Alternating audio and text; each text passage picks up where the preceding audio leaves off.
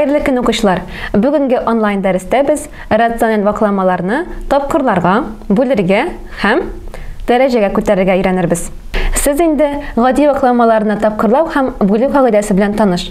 Аларны алдагы рәвештә күрсәтергә мөмкин. А бүленгән Б тапкыр С бүленгән Д.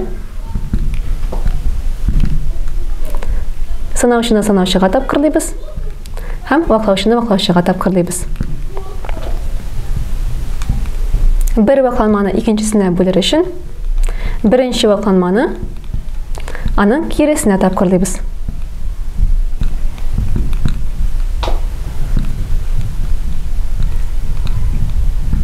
Рациональ вакламаларны тапкырлау һәм бүлүдә аналогик рәвештә башкарыла. Рациональ вакламаларны тапкырлау өчен аларның санаучыларын һәм ваклаучыларын аерым-аерым тапкырлап, беренче тапкыр чыгышны санаучыга, икенче тапкыр чыгышны ваклаучыга язалар. Ә рациональ вакламаларны бүлү өчен беренче вакламаны икенченең вакламаның киресенә тапкырлыйлар.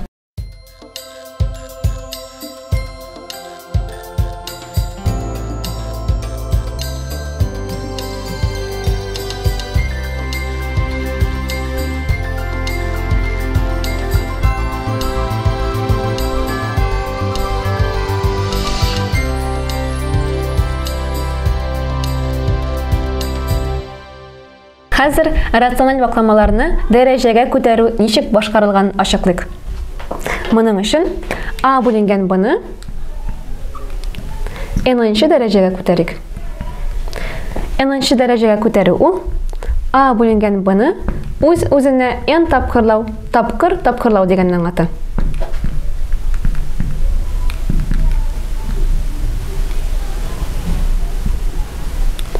Яки biz A-ны да үз-үзенә n тапкырлыйбыз.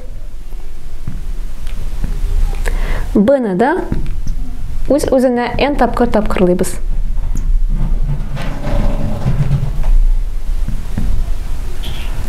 Яки A-ның n-нче дәрәҗәсе һәм B-ның n-нче дәрәҗәсе килеп чыга. Димәк, вакламаны дәрәҗәгә күтәрү өчен аның санаучысында, ваклаучысында әлеге дәрәҗәгә күтәреп, беренче нәтиҗәне санаучыга, икенче нәтиҗәне ваклаучыга язалар.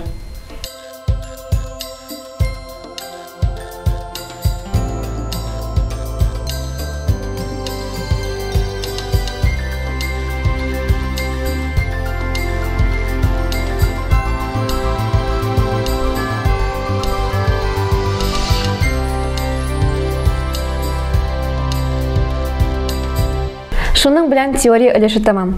Әлеге кагыйдәләрне куллануга мисаллар карар өчен сезне практик өлешкә чакырам.